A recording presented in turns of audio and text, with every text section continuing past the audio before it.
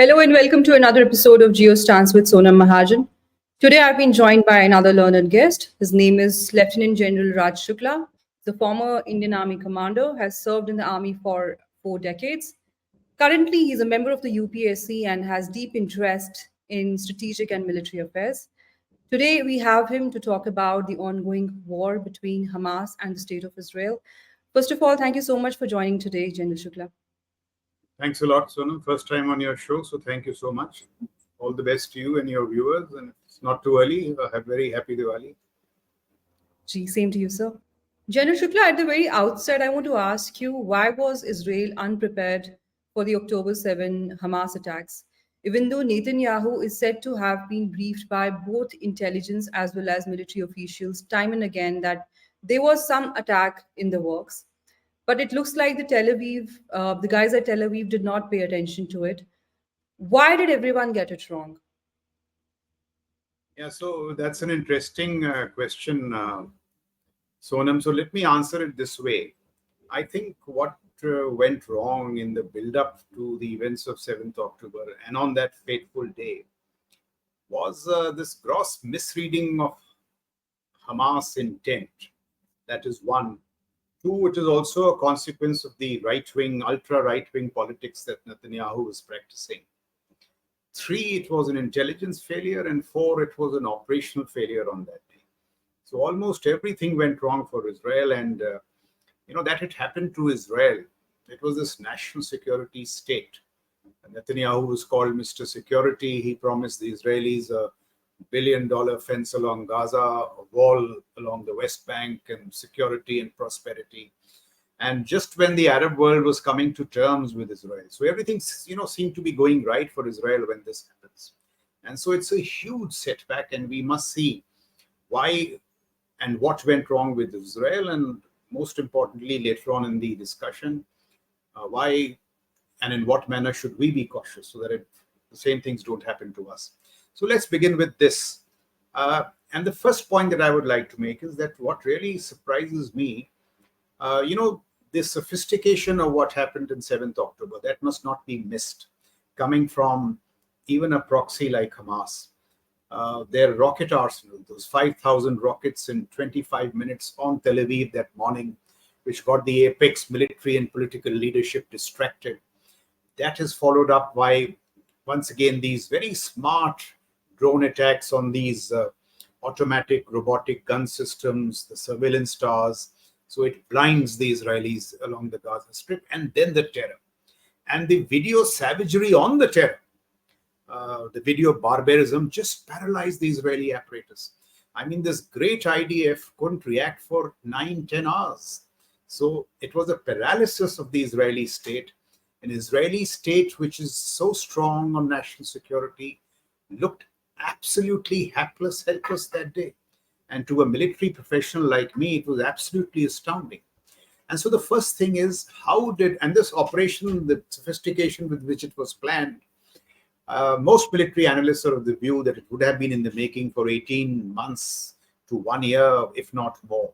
So how did all this happen? The weapon flows, the information exchanges, the trainings, the rehearsals. Look at it, it was a multi-domain operation which would put many militaries to shame. So ground attack, gliders, drones, technology, everything goes right. It was not only a terror attack, and it is a terror attack which must be condemned in the strongest terms, but it was, in some ways, a very competent military-grade invasion. I mean, I hate to use the term, but that is what it was. So how did Hamas manage to keep below the intelligence radar of Mossad, the legendary Mossad, CIA, and Five Eyes? Five Eyes has the most sophisticated network of sensors and satellites and so on and so forth. They say that the surveillance cover over Gaza was so strong that not a message, a data or voice message could go through without going through an Israeli cell tower.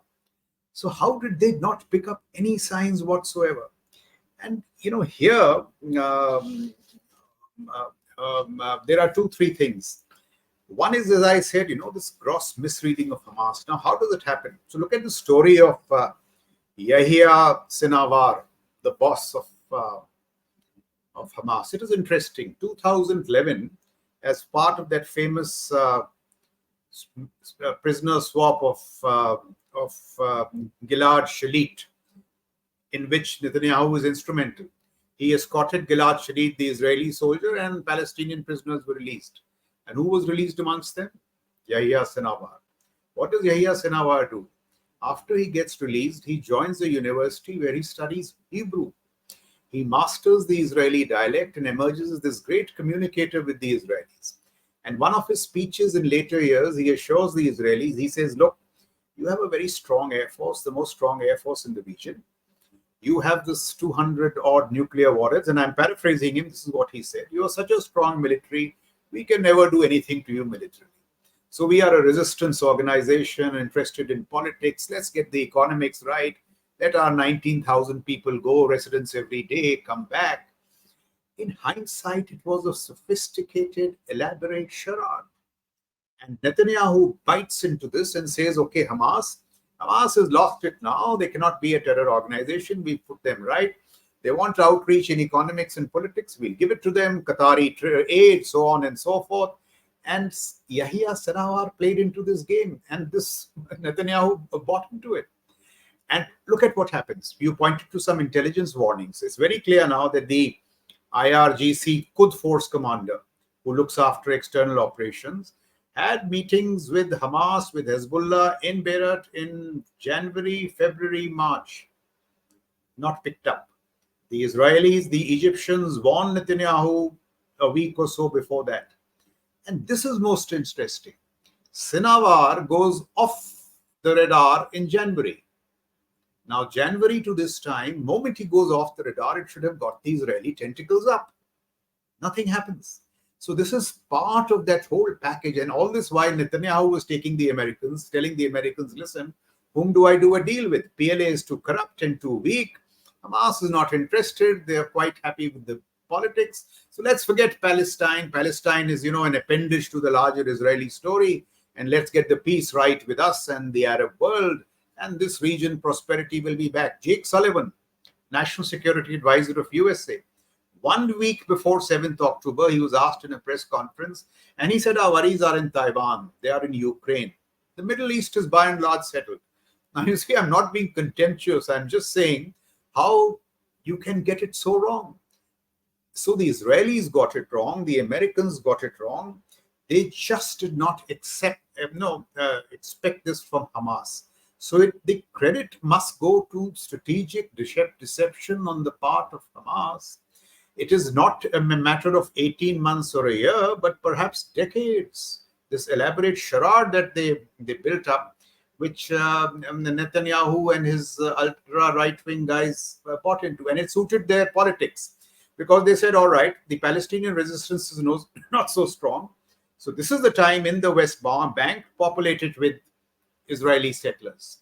And since the Israeli settlers want security, Abhi Gaza mein to aaram hai. They're not going to do anything. They pull out 5 to 6 battalions from Gaza. They pull out 5 to 6 battalions into the West Bank. So aapne Gaza khali kar diya. You have $1 billion fence, but any military mind will tell you, unless it is covered by surveillance, unless it is covered by fire, and there is reaction. So there was no reaction that day. Even when it was penetrated, those battalions were not there. Now, in hindsight, it was more than a military blunder. In hindsight. But if you go back to why it happened, then you can quite put the drivers into place. The other thing, look at this. The reservists today, all those 300,000 which have been mobilized, all of them had, they were centrist of left of center in their leanings. They were on 40 Saturdays prior to 7th October, protesting every day against Netanyahu. So the Hamas must be watching all this and saying, oh, here is our opportunity. The reservists are not with him. So I think Netanyahu got too carried away by those right-wing politics, internal divisions, in not getting it right, ignoring intelligence warnings. What must be admired about the Israelis is that the chief of the IDF has apologized. The boss of Shin Bet has apologized. The boss of military intelligence, Amman, has apologized. Netanyahu, on that interview to ABC yesterday, has given a roundabout apology. He says, yes, I'm also answerable and one day I'll have to answer, but let's get on with the whole thing. So in sum, I would just say what now further needs to be probed is what was the intelligence that was collected but not analyzed, and what was the intelligence that was analyzed but not acted upon. So they are going to be, there is going to be military blame and there is going to be political accountability. So in hindsight, it's a little easy to put these things together. But the events as they happened, one can understand what happened, why it went wrong. So, that's my take on it. Also, one point about the idea. See, now we always have to be objective. The last military success of IDF was in 1967. Uske baad, 73 was a iffy thing. They almost lost Israel before they got back. They were surprised in 1973. Uske baad se you say 2006. 2006 May Hezbollah, this time from Lebanon, takes 2 prisoners, and the Israelis go after them in this manner, leveling neighborhoods, and add these catchy phrases of mowing the lawn and so on and so forth.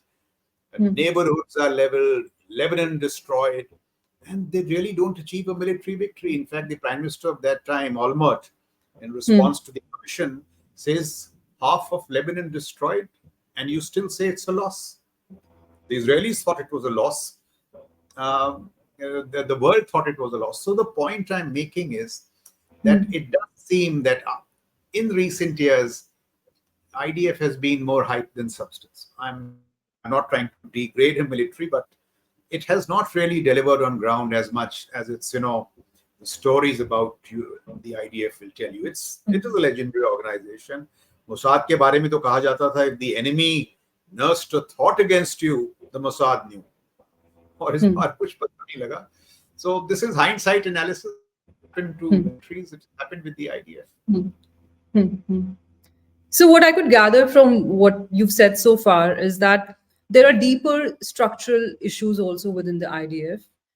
There's an attrition problem also, and lately a lot of people have been resigning from the Israeli armed forces, especially from the reserve corps.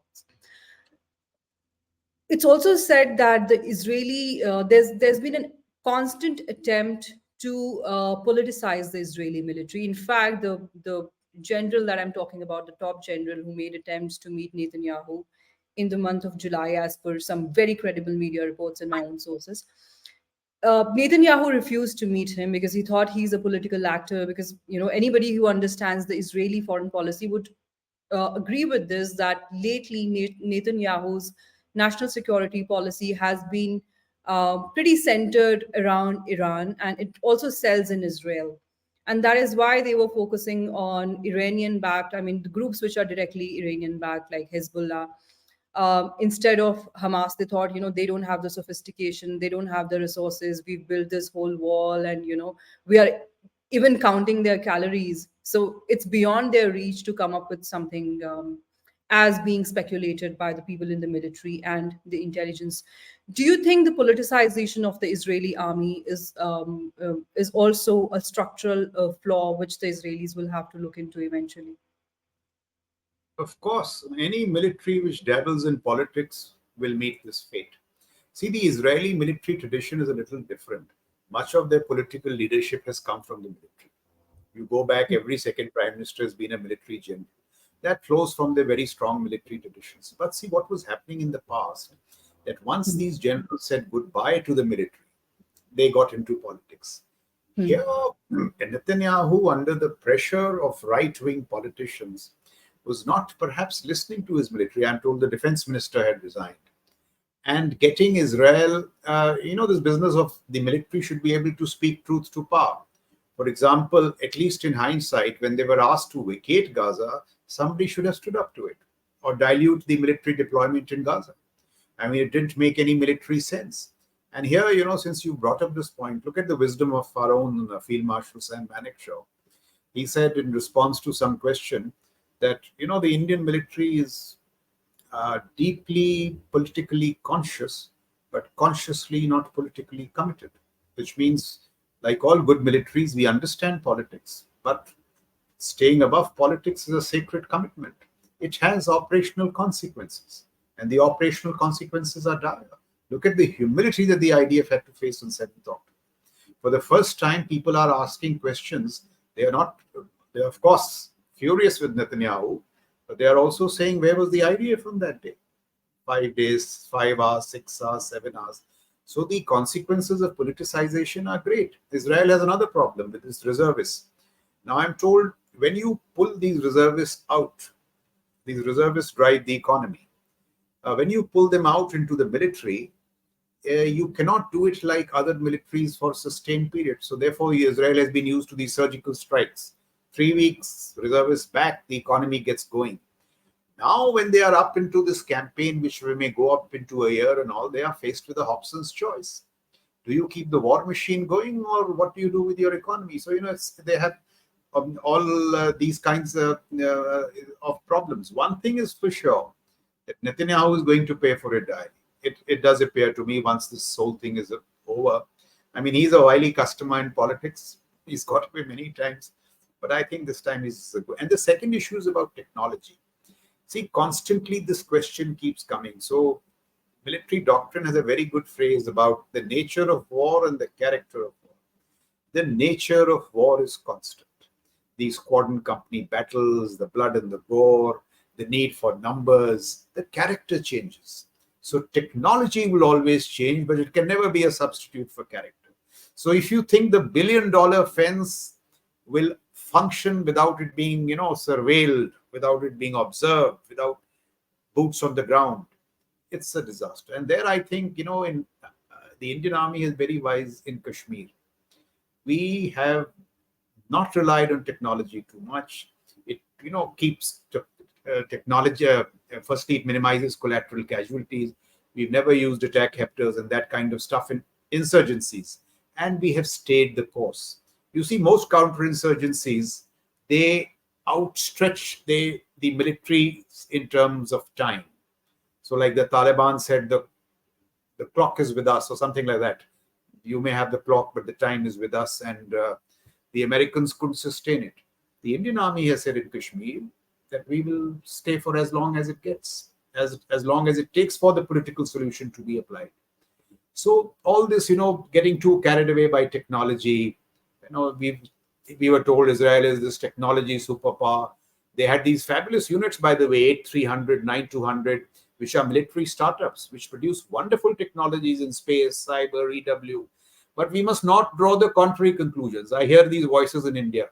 The technology doesn't matter. That is also erroneous.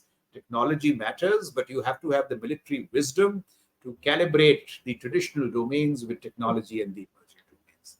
I think that is the more important lesson out of the events of October. I was coming to that. I mean, there's a section of Indians which really feels that okay, we are not doing enough to bring in reforms when it comes to bringing in new technologies and building more sophisticated security systems. But there are also people who vouch for human intelligence. It kind of feels like the Israelis have been over relying on the technology, and that is why the terrorists. It did not take too long for them to break down their entire communication and capability because it just took them to pull off one fuse. Uh, do you think we are going right? India is going right when it comes to getting these things. Are we able to strike a balance between human intelligence and technology dependence on technology for intelligence? Yeah, firstly, I think, this human versus tech is a false debate. I It mean, it's has a to be a false, mixture of two. yes, common sense. Human and tech they have to be calibrated. The debate itself is false. Why should it be false? Having said that, now let's look at the Indian situation. Uh, the first lesson out of Israel Hamas is this, that if you have a muscular foreign policy, make sure that your instruments of force are in a high state of readiness. See, when you are muscular, there are people watching you. Like for at this moment, it amazes. I mean, this thought crosses my mind. Look at our western horizons. While Pakistan, for the moment, is on the back foot, but LEM, JET, TTA, TTP, AFPAC is your area of specialization. So why am I telling you? But TTA, TTP, remnants of Al Qaeda, ISIS, are they not plotting? Will they not be plotting? I mean, these things take decades to mature. And here is this India, acha, Pulwama ke baad Balakot. So this is this new India, muscular foreign policy. So when you have a muscular foreign policy, your instruments of force must be in the highest states of readiness. That's the first point. Look at our strategic adversariality. Israel is, of course, surrounded by, shall we say, hostile states and hostile non-state actors. By the way, a word about these proxies. Now, what are these proxies? They are not non-state. They are far more than terror. They are mini-state actors. Look at how Iran has smartly leveraged them to reassert its position as a regional hegemon in the Middle East. Hezbollah, 100,000 strong force, 150,000 strong rocket arsenal with ranges from 20 kilometers to 1,000 kilometers. They can hit Tel Aviv. And how have they leveraged these proxies which have some kind of Western sanction? So they are below the terror radar, not actually state in a lovely world of their own. So one is this terror threat along our Western horizons. Look at the nexus that the larger nexus which is accumulating. Pakistan could be Taliban, Iran. Iran is a serious player. A country under sanctions has mastered this drone missile complex. Turkey is rewriting the politics of Eurasia. Drone superpower. China, Russia possibly. So while our focus legitimately is on the LAC because there is this China threat, the Western horizon should worry us equally. You certainly can't rule out something happening, and there is every possibility that something is brewing. Terror with proxies, and the larger nexus of these states which have a bone to pick with us. They are inimical. So this is something which bothers me. Along the LAC, let's get this technology piece. In my view, with all the operational rebalancing that is being carried out, I don't think the threat is so much along the LAC in the territorial sense. But we must admit that China is, in these emerging technological domains, is really a power to reckon with. They are threatening the ability of the Americans to project power into the Western Pacific. The Americans are worried. I'm quoting Admiral Paparo of the CNC IPACOM. He says the ballistic cruise and hypersonic missiles that the Chinese have, they have rewritten the principles of naval warfare along the Western Pacific. Now look at the rockets, what they have done in Israel. The Chinese have a rocket force which is far more sophisticated. They have a strategic support force. So in the digital domain, emerging domains, that is where we need to take a measure of China. And the other problem with India is that today we are in the big league, fifth largest, third largest economy. The Chinese threat from the sea, they're already in the IOR. Now you have a pincer with these three arms, LAC, Western Horizons, and the Indian Ocean region. So it will take Indian statecraft a lot of agility and fleet-footedness to get this right in terms of a strategic balance. And the larger technology challenge in AI, in blockchain, look at what's happening in Ukraine. Technology, the Palantir algorithm, Elon Musk Starlinks, how a group of Russian video game enthusiasts turned the tables on the most precise weapon system that the Americans had, HIMAR. So, it is of course, the traditional domains will always remain important. As I said, the infantry assaults, the artillery close support, the armor. But technology is becoming a factor in combat as part of strategic military deterrence. Look at hypersonics. They have changed the whole game in missiles. So, firstly, these debates are false. Two, in my view, India's strategic adversariality is as much. Now, this doesn't mean, that we become a military with jackboots around the world and all. But we have to, in a sensible manner, see how we can build a sophisticated instrument of force. You referred to this, problem. Just see how long it takes. So let me tell you, India's ambition in very simplified terms should be to build a military which is joint, calibrated, ready, and technologically enabled. Jointness, it has taken us 3 decades. We still don't have theater commands. Readiness, look at the mighty Russians. They proved greatly unready on the 20th of October last year. So these are huge challenges. They have to be nursed. You have to get doctrines right, training right, everything right. So I'm not saying that the challenges are insurmountable, but we must, as professionals, acknowledge that there is a lot to do. You spoke of reforms. If I may just make a quick point about, shall I make it now or shall I hold it back for a subsequent question? You made a mention of defense reforms. No, I was coming to a related point. Since you spoke about readiness, I mean, readiness also has to be holistic, or I don't know how to even define it anymore, because the terror groups now, since they are seeing that the states are overly relying on technology, and they are also coming up with very innovative methods which could militarily be outdated, or we won't even describe these methods as the 21st century methods. They probably belong to the 7th century. Like Hamas, there are paragliders, there are rockets, and there are bikes, and there are cycles, there are civilians. When you say readiness, I mean, are we even thinking these challenges through, or these options through, that we also have an internal security conflict at hand. We also know that uh, we have a significant section of population which could sympathize with organizations like Hamas. We saw Hamas's former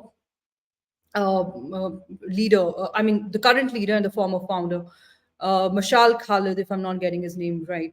He addressed a rally in Kerala. So we also see that there is a significant section of sympathetic demography for these radical organizations to make inroads when it comes to India. And since we spoke about AFPAC, ISIS is also gaining control in, it's getting stronger and stronger in the AFPAC region.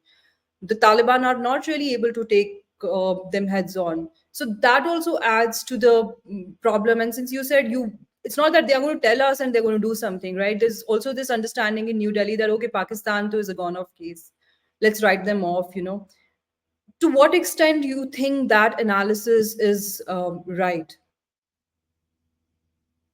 So you see, in the terror game, just let me make 2, 3 points. One is, you said in the terror game, I think this was Ron Ruskin who said that if there is 1% chance of something happening, 99% it will. So that should be the operating philosophy. What looks very distant and very impossible happens one day. The second point you spoke of, these terror guys, we call them terror chaps, but Al Qaeda, ISIS, and all, now all those books that came out, many of them were software engineers, graduates from Harvard. So it should surprise us that technology comes to them very naturally. Somebody spoke of the ISIS. They said, it was a organization steeped in 7th century ideologies, first century warfare. They mastered social media platforms, information warfare, far better than most militaries did. So they are a force to reckon with. I've commanded the Baramulla division in J&K, and the one lesson that I learned is that the day you think something will not happen, it happens. Udi and those gun positions in Mohra. So we must never underestimate terror. Having said that, we have done something right, and there are some things which have gone wrong. Just take your mind back to, say, about 10 years back, 8, 9, 10 years. And, it was explained away in India. We said we are a raucous democracy. One terrorist will get through. Ek bomb to patega hi, or roj bomb patta. Every day, and it was explained away. And then I wouldn't say we became a hard state. We became a competent state. From a soft to a competent state, we did a lot of things right. For example, Pulwama, we responded with Balakot. It was not a perfect response, but the signaling was dire. The message went to the Pakistanis that, listen, if you play mischief, you'll get it right back. And I'm not one for jingoism. In fact, I'm cautioning against jingoism. Jingoism is bad. And so therefore, we should certainly not write off Pakistan. As I said, it's in a bit of trouble now. But their military is a professional military. They are deeply in touch with Turkey. That should worry us a lot. This drone missile bit, which comes from these states. I spoke of the proxies. So we should really worry about it. I mean, there's no evidence, but today Pakistan could be collaborating with Hezbollah and all. There are many states. Much of this could be happening below the intelligence radar. This de-radicalization that you spoke of course, It needs to be taken out of our narratives, out of our education system. And look at what's happening in the Islamic world. I mean, countries like Saudi Arabia are moving towards greater purpose in terms of education, progress, all 21st century instruments. So we can't be now doing this stuff that you spoke of, Hamas leader and all. These are, uh, measures have to be taken. Radicalize in the terror game, while we seem to be on the top of it for now, and nothing should be ruled out. So keep a very careful watch on all these terror organizations, their links with the proxies, their links with the other players. Much of that I'm sure is being done, but we must continue to be vigilant. And therefore, even when the Indian Army rebalanced to the Chinese border, we made sure that a considerable amount of forces are still available on the western border. So I would say it's been a very balanced kind of. But see, what should worry us now? What really has been worrying me over some time is these drones. Now, these drones that have been coming across in Punjab, J&K, now I'm told along the LLC, much of the logistics feed is done through drones. And the numbers in which they are coming should worry us, because these do seem to have a strategic purpose. And they are a threat. So there is a lot to be done. All I'm saying is that the LAC is important, but please don't lower your guard when it comes to the western borders. For the moment, they look quiet, but you never know what happens. So to your larger point, I agree totally that the terror threat is as much. But see, now looking, this is the great dilemma. When the Americans were immersed in Iraq and Afghanistan, China made use of that time to draw level. If the Americans are sucked into West Asia now, China will surge ahead. The same applies to us. We looked for far too long, we looked too much at the western borders, and this lag with China grew along the LAC. So as I said, it needs very careful balancing. It calls for optimization. There are ways to do it. We could discuss it further down the discussion. The Mumbai attacks also didn't happen overnight. I mean, they were planning for years. If you talk to Pakistani journalists or listen to some of the vlogs which are done by journalists who cover conflict in Pakistan, they clearly tell you that it was being planned for years. Al Qaeda first came in, then they went out, then they again came in, and that's how the Jewish people were also targeted. You see, one point I would like to make here. I see these articles in the newspapers. They are back. Indian restraint after Bombay. I mean, I don't quite subscribe to that. These terror organizations, when they hit you, we must be prepared to hit them right back. As distinct from jingoism, not in a jingoistic manner, but restraint after 26 level 11. I can't somehow identify with that line of thinking. Yeah, I get you, and I agree with you.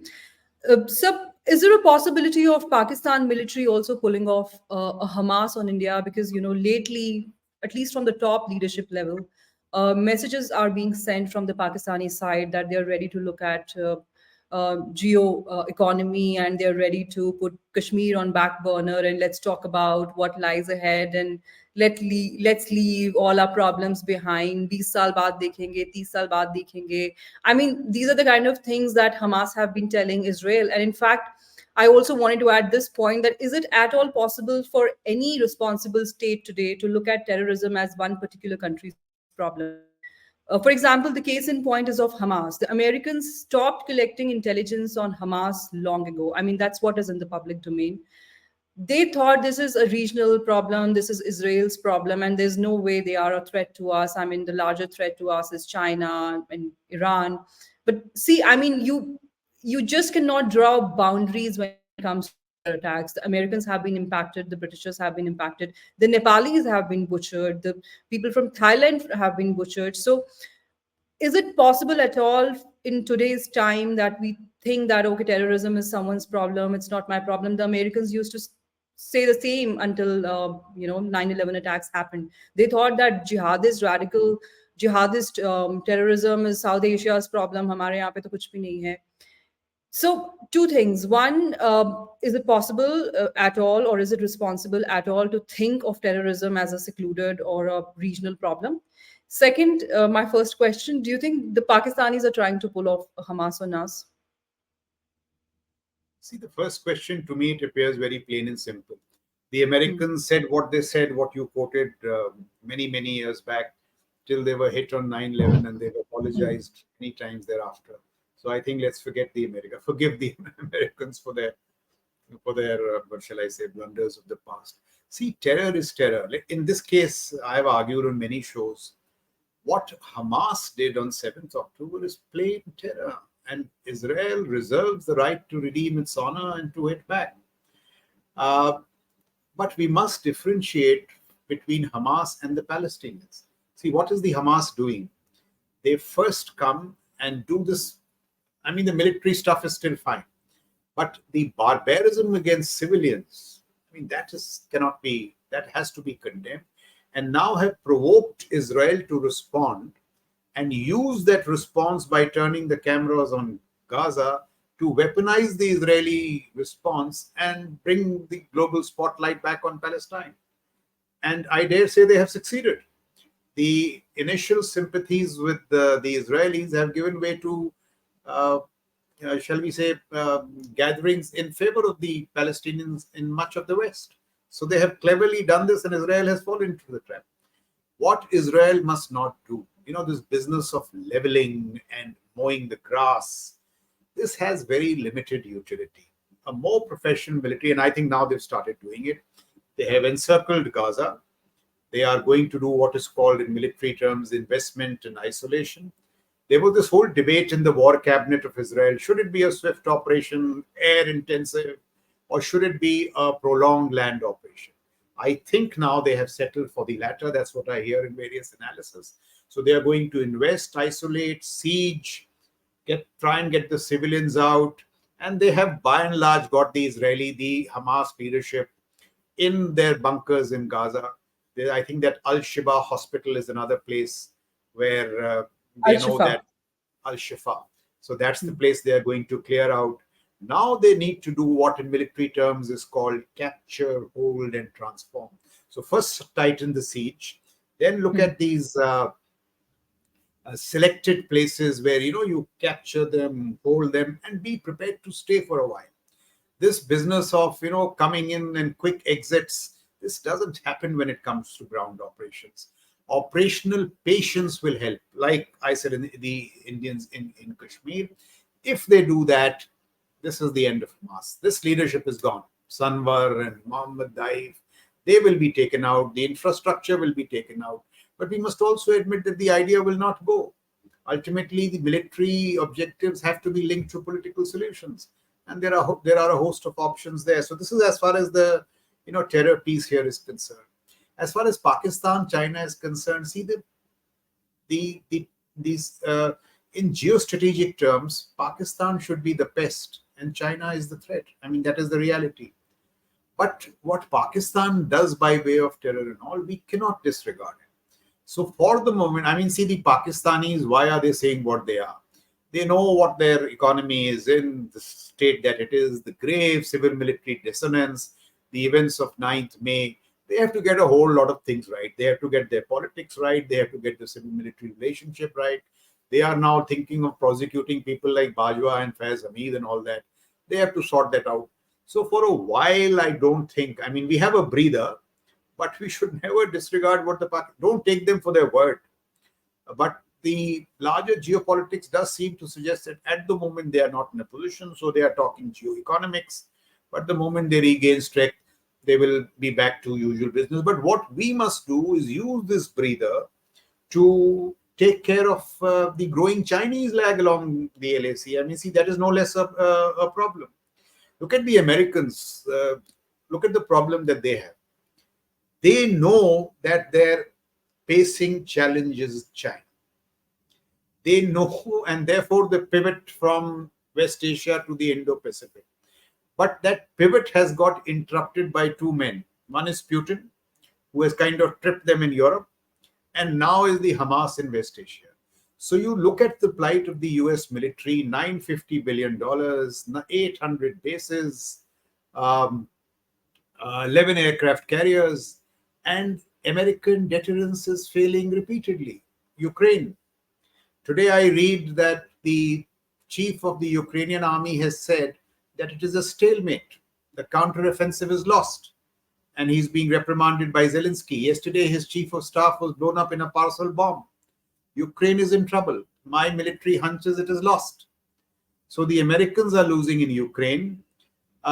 In Taiwan, what the Chinese have done, American power projection is in severe danger. The allies of America, Japan, and Korea, I believe they've given private assurances to the Chinese that if something happens, unless you hit us, we are out of the game. Everybody is sensing, how they are smelling the coffee. So, but here is the danger for India. If American deterrence continues to fail, and the global policeman is confined to being a regional hegemon, which is Eastern Pacific and not Western Pacific, we have a unipolar Asia. We have China. So it is in the Indian interest that the Americans pivot to the Indo-Pacific and take care of China. And in this sense, the Middle East has upset the whole apple cart. Because if America gets redrawn, that is why they have taken those 4 aircraft carriers, very severe deterrence measures, to tell the Iranians and the Hezbollah that, listen, this conflict is not going to escalate. So the geopolitics, I'd say the world is, on an edge. It's on a powder keg. It's in a very dangerous moment. And though West Asia seems distant at this time, its geopolitics could affect us. So we have to be constantly vigilant, and we must use of this time to close the lag with China. Sometimes we don't realize. We could do a show sometime later of how potent and big a threat China is. Yeah. So let's talk about the geopolitics of it now. If you talk to your sources in Gaza, they'll tell you that the one reason that the Palestinians were so desperate, they thought the Israelis and the Saudis are going to be friends, and then the Palestinians who are languishing in the Israeli jails are going to be there forever. There won't be any negotiations now. It's the end of it all. In my assessment, I feel the Israelis and the Saudis are still going to go ahead, and it's only a matter of time. I don't think the Saudis are really interested to get too sucked into this particular conflict. They want to steer away of it. What is your assessment? What do you think is the geopolitics behind it? And is it going to impact the Israeli and Saudi relationship, which is on the cards? So see, I think I'd just like to, point to, or make a mention of 2 historical pointers very quickly before we get here. One is the 2 turning points really in West Asian politics. One is, though Kissinger is, more known for what he did with China, Kissinger in around 1973 got the Soviet Union out of the Middle East and the Americans in. That was his principal contribution. And later, I think what happens is with the fall of Saddam in Iraq, when Saddam falls in Iraq, for the first time, you have this so-called democratic regime, but basically Shia-led Iraq. Otherwise, Saddam was Sunni. And this Shia-led Iraq and Shia-led Iran start coming together. This worries the Sunni Arabs a great deal, especially Saudi Arabia. And if you ask them, Iran is a worse enemy than Israel in that Shia-Sunni equation. And therefore, this outreach starts, Abraham Accords and so on. And so the game is that they make peace with Israel, of course, with a very stiff set of conditions. And in the process, they constrain Iran and its proxies and its allies. So the game was actually Saudi Arabia versus Iran through Israel. And of course, it suited Israel because Israel said, all right, this is the time to make peace with the wider Arab world and use this to somehow let the Palestinian issue go under the carpet. So it seemed to suit everyone. Abraham Accords and everything seemed to be working. But see what has happened in this time. Firstly, Iran has very cleverly used this to emerge as the regional hegemon. 2, Russia makes a re-entry very smartly in Syria. And now America, pivoting out of West Asia, wants to rely on a new set of partners. And those partners are Israel and Saudi Arabia. But all that, I don't know whether it is by design. There is no evidence because there are no fingerprints of the Iranians on this. But I have, no evidence, but some hunch that in some way they have engineered this because it suits their geopolitics really. they have managed to stymie the larger peace, accord between the Arab world and Israel, and that is most significant. For the time being, at least, I think that accord is on ice. Though a lot of people, a lot of articles in Foreign Affairs and all seem to suggest that the forces are too powerful and they will get back. And here is one thing that could go wrong. How this offensive pans out is very important. It does seem to me that Israel will take case of Hamas, except you see, say the hostages are not released. All this is the strong military pressure is to get the hostages out. Those 200 You odd. really think so? Because Hamas offered to release hostages before the ground invasion, and Not don't at you all. think when you're the bombing like every other building, I mean, most of the hostages will anyway get killed. Some of them would have got killed, but you take the bombings out. I think the bombings are thoroughly unwise militarily. But when the news, through the ground campaigns tightens along, as they get closer and closer to the Hamas leadership, this will be the deal that perhaps we look the other way if you give us some. Because the hostages are very important to the Israelis. In their mindset, two soldiers, in the past, they have released 5,000 or so Palestinians. Right, That's a very right. strong pressure. Today, there are protests against Netanyahu about those hostages. So the hostages, if that whole thing goes wrong, or Gaza gets even more bloody. The other problem, you would be knowing it, the Saudis have is with, or most of the Arab leaders is with their street. Jordan, 50% of the population is Palestinian. Egypt, similarly. So if Gaza gets too bloody, or if for some reason it escalates, then once again, because the street is largely sympathetic to the Palestinian cause, that could be another reason why the broader peace stumbles. So I would say presently it's on ice. It has a fair chance of reviving, but some military incidents of this kind are very bloody Gaza, and therefore I think better sense has prevailed on the Israelis, because moment you go into a ground campaign, the Right. casualties will reduce and IDF casualties will grow. I'm already told they've taken 450 casualties, which is pretty strong for a 5 lakh army in just a month. That is pretty high. But Pretty high. that will tone down the angst against loss of Palestinian lives, especially women and children in Gaza. So it's a complex dynamic there. Many things have to get sorted out. But I think the Middle East, where there seemed to be a fair chance of prospect of peace, that has been lost. And the two winners in this whole thing, at least so far, are Russia and China. Or so it seems to me. You must have gone through this development that Secretary Blinken, he suddenly landed in Iraq and he was wearing a, bulletproof jacket there all the while he was there. Then he landed in Ramallah out of nowhere and he met Abbas. And now it is being speculated that the Americans think that the PA could probably, take over Gaza, and they'll be a preferred solution or a government than the Israelis taking over Gaza. Even though Netanyahu has made it very clear, I think he spoke about it yesterday, that Israelis are going to take over Gaza once this is over, and for an infinite period of time. They don't know for how long. Earlier the Americans and the Israelis thought that they could tackle PA through Hamas or the PLO through Hamas, and now it's otherwise. And a lot of people also say, I come across this argument a lot of times where people say, okay, there's no Hamas in the West Bank. Why are the Israelis pounding West Bank also? I mean, that's not really true. Hamas has some really strong pockets within the West Bank. And if there were to be elections today in the West Bank, the Hamas will clearly win. It's not that they don't enjoy popularity within the West Bank. Do you think this will be a classical mistake to now think that, okay, पहले आपने Hamas को use किया उनके खिलाफ, अब आप उनको use करेंगे हमास के खिलाफ? Is it at all, conducive or viable? Without pronouncing any judgment on the rights and wrongs, let me just speculate or give a few thoughts on what is perhaps going to happen.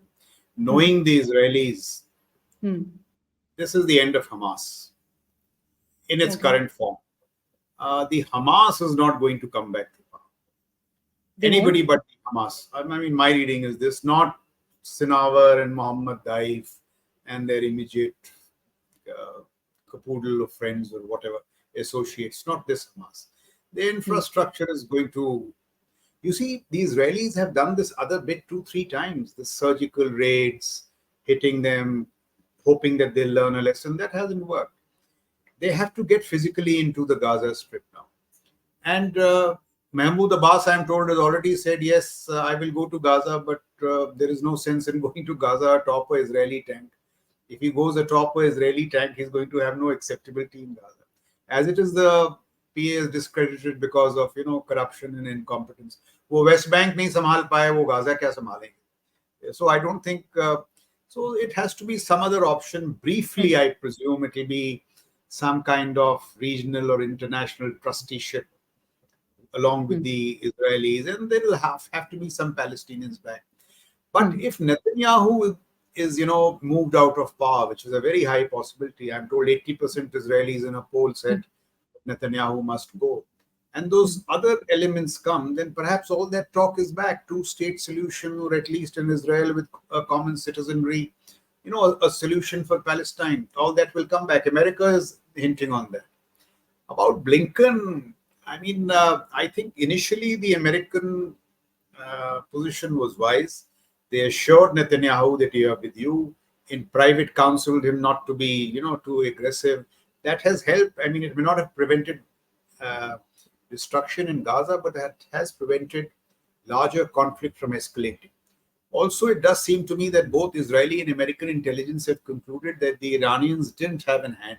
There was macro management, but no micromanagement, because if there was an Iranian hand, the Israelis would have gone kind of. There are conflicting reports, General. Initially, they said there was a meeting that happened in Beirut. IRGC guys were there, Hezbollah were there, Hamas guys were there. Their leadership from Qatar was there. Now they say that their intelligence assessment says that Iranians are seeking to not escalate the situation further, and they don't have any direct hand. So, what I have read, the American conclusions come from the fact that, they're listening into their conversations, obviously. So, in the immediate aftermath of the attack, the top Iranian leadership was genuinely surprised. So, the meetings may have been there, but the precise nature, when would it happen, what would happen. So, their fingerprints have not been found. There is no doubt what you're saying. Ki madad to kar hi rahe the. But, the precise fingerprints have not been found. In that sense, West Asia has been lucky. Otherwise, the kinetics would have exploded. The Israelis would have done something really wild on Iran, so on and so forth. I forgot the questions. What are the questions? The third point. One was we spoke about Iran, the larger Blinken. So initially it was wise, but of late I see waning American influence. I couldn't think a decade back, even if what had happened to that hospital, if an American president was in Israel, Jordan and Egypt refusing to meet him, it would not have happened. Blinken goes to Turkey, Erdogan flies east. He refuses to meet Blinken. Blinken is not even greeted by the foreign minister at the airport. I think MBS kept him waiting for. These are all worrying signs of waning American influence. And American influence is waning because they are failing to deliver on deterrence. Ukraine, Middle East, I strongly suspect in Taiwan, in the first island chain, second island. And the larger point that we must worry about is, at one time President Clinton said it's the economy stupid. Of late, it seems to me that it's national security stupid. Walter Mead says pre-2014 or post-2014, we've entered the pre-war era. Look at the conflicts: Georgia, Crimea, Syria, Libya, 7 coups in Africa, Ukraine. Europe thought that they are this very advanced civilization which doesn't dabble in conflict. Peace has permanently descended on them. It's the lowly Asians and Africans who fight. They are fighting a territorial war. Now Middle East. So the current, it would seem to me, of course, economics will always be the mainstay. But what is mattering increasingly in the pecking order is your ability to convert economic surpluses into hard power. And it is in this dimension that India must be more vigilant and more productive, which Right. in some ways we are not, and we must guard against. Right, right. I mean, since you mentioned about America not being taken as seriously as it used to be back then, I think it also has a lot to do with the current leadership. Joe Biden somehow doesn't click the way the other presidents have had in the past. I mean, it's not entirely because of that. There have been multiple events. The US pullout from Afghanistan also changed things a bit for the US internationally. But I think there's also that factor. Okay, let's go to India now.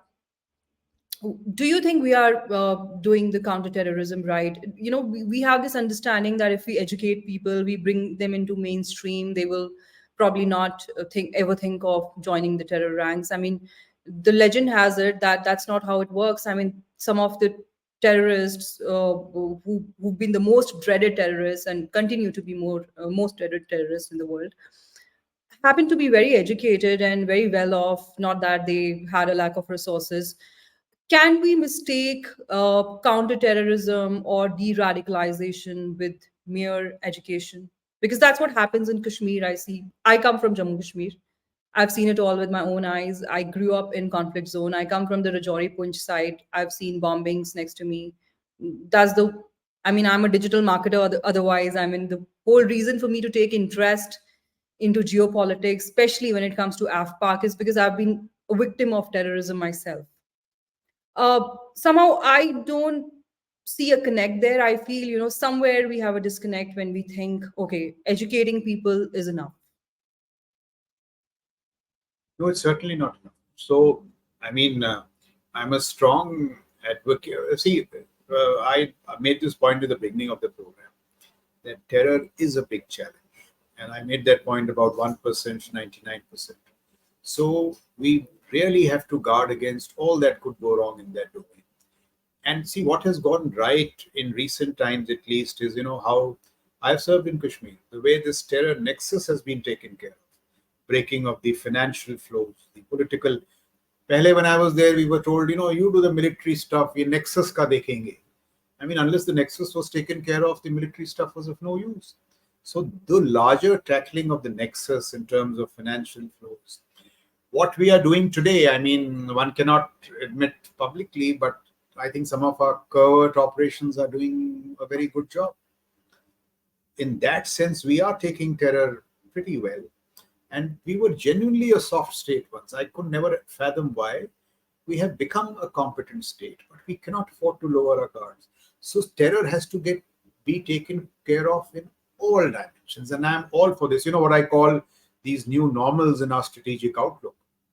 I mean, that message has really gone down well with the Pak military, that listen, Pulwama will be responded to.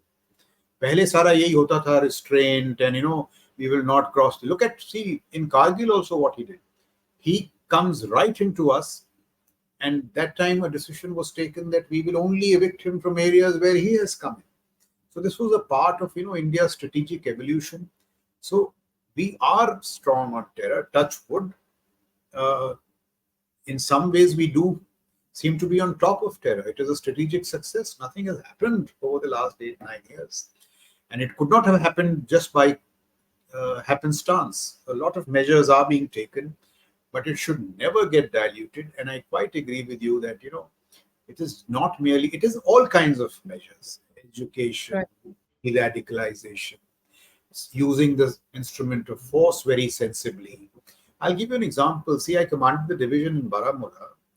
North of the river, the Indian state did not exist. There was not a police station. The police, it was 46 RR.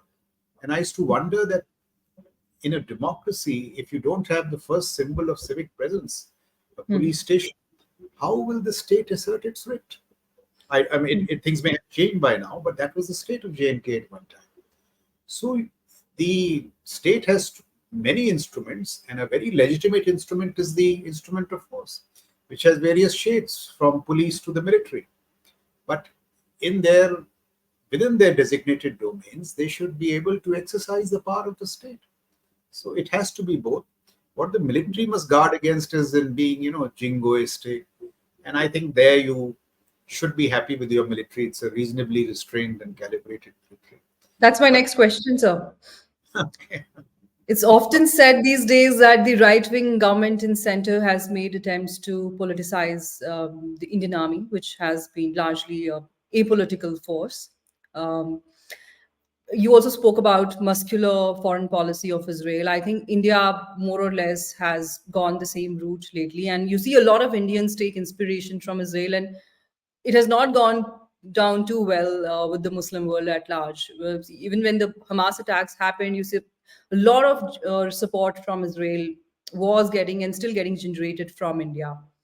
First of all, do you agree this assertion, which is largely made by the opposition and also some thought leaders and people who are actually in the center, not necessarily far left or far right, that the present government has made a lot of attempt to politicize the military?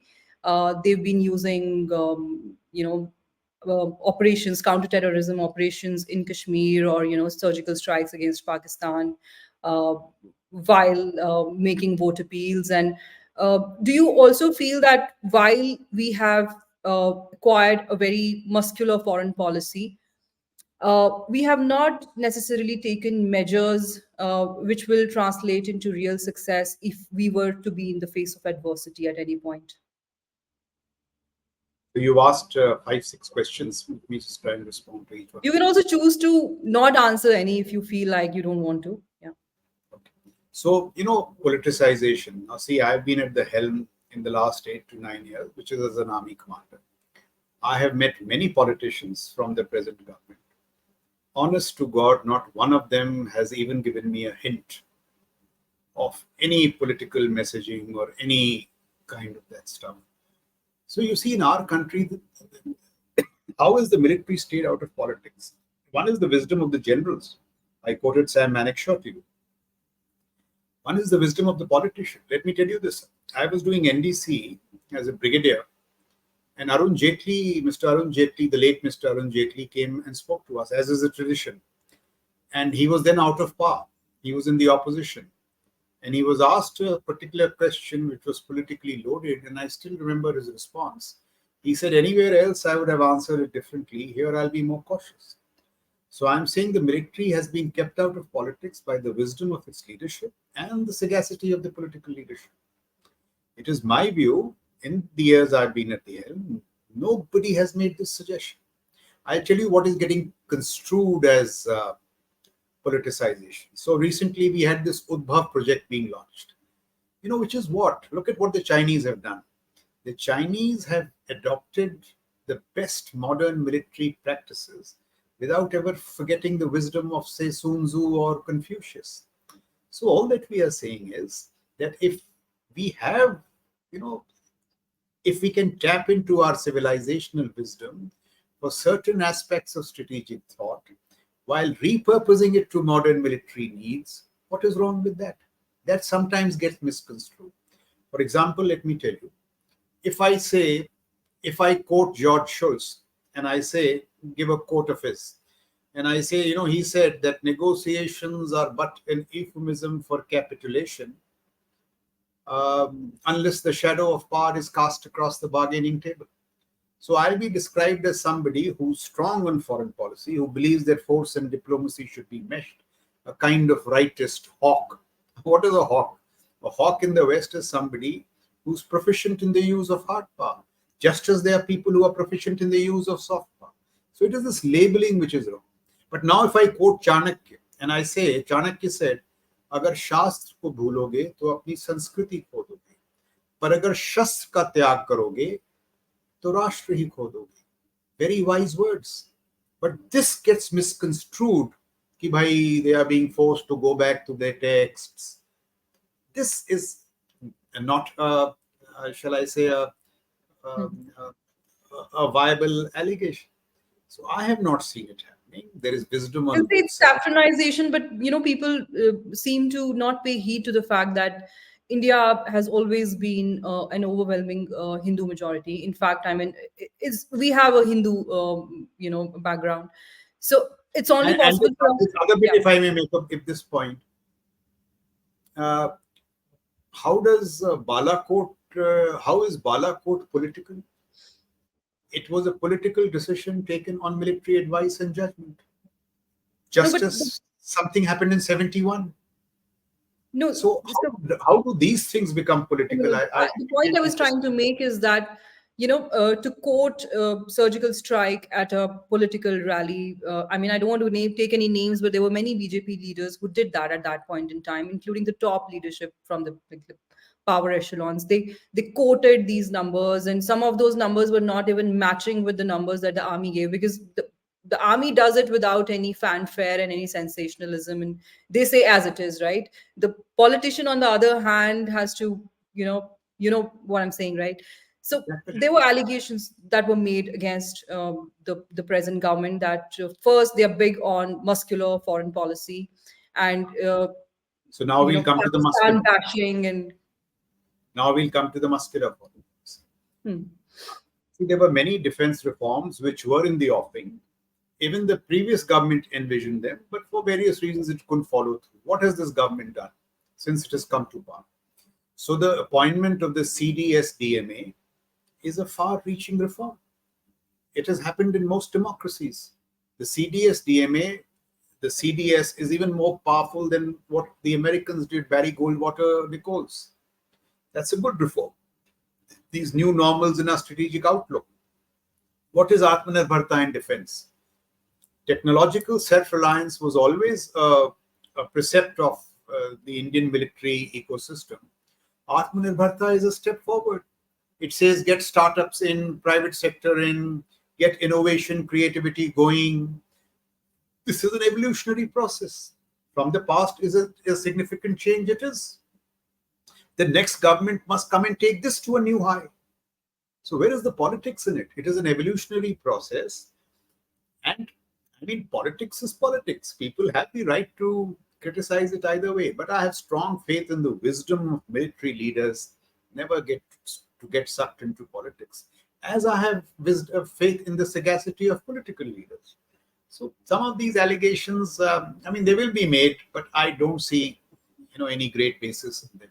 This point, I have myself cautioned that as our foreign policy gets muscular, it is incumbent upon us to make sure that our instrument of force is ready and nourished. And here, if you count these 3-4 points that I made, defense beginning to calibrate to complement foreign policy. Look at how India has become a hub of ideation in foreign policy, strategic policy. Look at Raisina. Look at the IPAC Chiefs Conference. Look at the Chanakya Dialogue. So these are good things that have happened. But this doesn't mean, given the threat that China is, we need an even larger national security makeover. That should happen, continue with this government and governments in the future. So this is my last question, and again, I'll have like a couple of questions together. How do you think we could forge a better alliance between the military and the civilians? The case in point is of the US military, the way they resonate with the public at large. You don't necessarily see that in countries like India. Everybody's going in a different direction. How could we build that unison at large?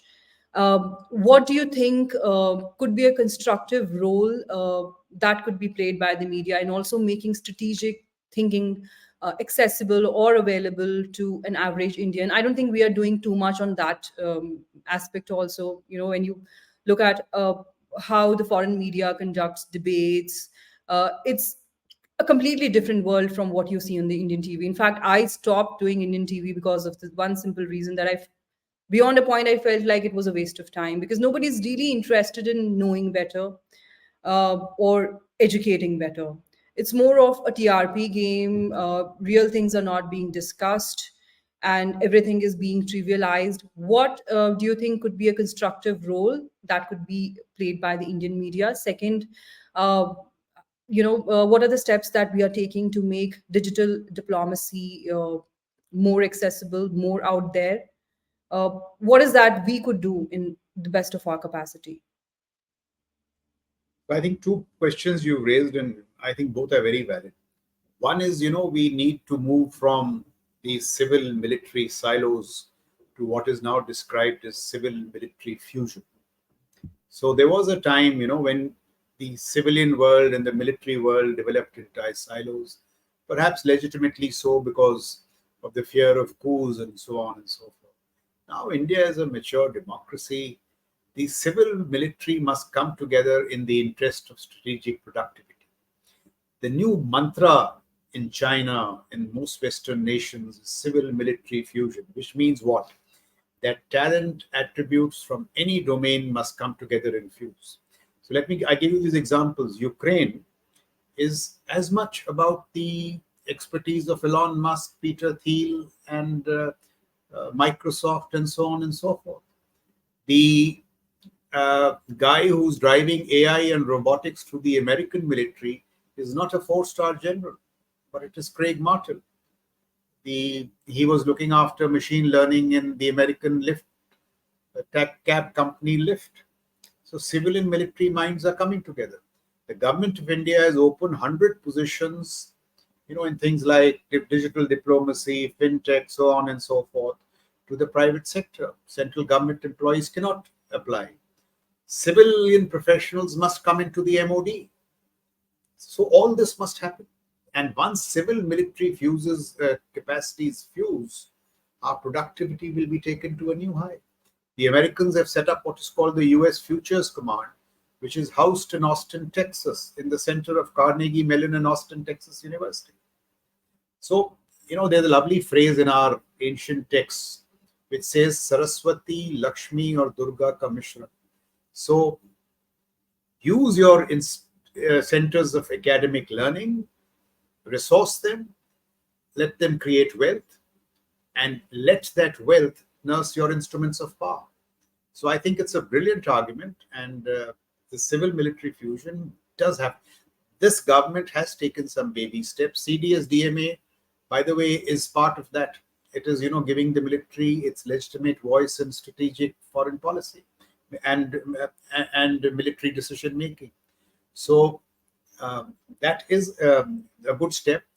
Look at how defense is beginning to complement foreign policy. Raisina, IPAC, Chanakya Dialogues. Chanakya Dialogues was inaugurated by the Honorable Vice President. It was the brainchild of the present chief. So these civil military fusion, this ideation coming together, this last point that you made, that is unfortunate. And I quite agree with you. Strategic commentary in India doesn't have depth. Our debates are not as deep. Today, if you want to hear the best stuff on Ukraine, on Israel, Hamas, on technologies, you have to turn to Western think tanks. Now, that is a tragedy. India, some of these think tanks, they have turned into these retirement clubs. They cannot be retirement clubs. They are very serious places where you need young, well-paid professionals who can come and ideate. And there is so much to ideate, about technologies, what is happening in AI, how can quantum be applied to the military, supply chain statecraft, a whole lot of issues, geopolitics. So this whole void in our strategic thinking commentary has to be filled up by this kind of stuff. Let me also tell you that what is happening now with people like you, YouTubers, when you are taking these issues to these digital platforms, I think they are finding greater resonance. The last point I would like to make is that, national security must be made de-elitist. If you take it to the smaller towns and the capitals, there is an equal audience there who wants to hear issues on national security. And so if the footprint gets enlarged, if the curiosity grows, I think this whole national security... And I think it's because of the lack of it in India that a lot of people, the ISI does not necessarily want to harm you by just sending terrorists to blow up your countries. Like they're also getting our people used to very mediocre stuff. Some of these Pakistani YouTubers who were like suddenly floated out of nowhere, they are keeping our people engaged in, gali muhalle ki kahaniyan, kaun kisne kya bola, what do Pakistanis think of India. A lot of people who are interested in genuinely understanding geopolitics are spending a lot of time on these kind of channels which have nothing to offer you. So if I I think may there's a just... So if I may just say there's a huge gap there. I think there's a vacuum there, which it's time that we fill that up. So national security is so complex and sophisticated that it needs the best of talent. Mediocrity will not do. You need to Absolutely. get My point. finest Yeah. mind, civil, military, technological, all of them come together uh, if national security is to be taken to the next level. And so there is this void, and people like you, I think, are stepping in. More and more people should step in to make these national security conversations one of depth and gravitas. The country needs them. People have got used to mediocre stuff. General, I mean, a lot of times when I do my podcast, right? I mean, I keep them like 1 hour, 1.5 hours, because if you really want to deal with an issue in detail, you need time. You cannot like just run through it and just make a 20 minutes video just for the heck of making a video. And a lot of people complain saying, "Acha, 15 minute banao, 20 minute banao." But the thing is, I mean, you cannot do serious stuff in 20 minutes. That's not how it works. Yes, it does. See, I'll give you one example. So there is this American historian, geopolitical thinker, Stephen Kotkin. He takes a class in, I think, Stanford. That class is Stalin waiting for Hitler, the history and geopolitics of that time. And I'm told his class is oversubscribed 5 to 10 times. This video on this business has drawn more hits than the rugby finals in USA. So I'm convinced that there is an audience for this kind of stuff. It just has to get the right people in the moment. People are intelligent. The whole ecosystem has to fall in place. So I couldn't agree with you more. And what could the media do? Critique national security honestly and knowledgeably. That is the biggest Yeah. service you can do to Honestly and national security. apolitically also, but Also, don't. in a fair manner. Don't run Yeah. agendas. Yeah, yeah. Some of the people in the media today, they are either activists or I wouldn't hesitate to call them political actors. They have their loyalties defined pretty well, and I think that's where we're going down the drain. Thank you so much, General Shukla. It was such a lovely conversation, and I hope to see you again Yes. on yet another topic.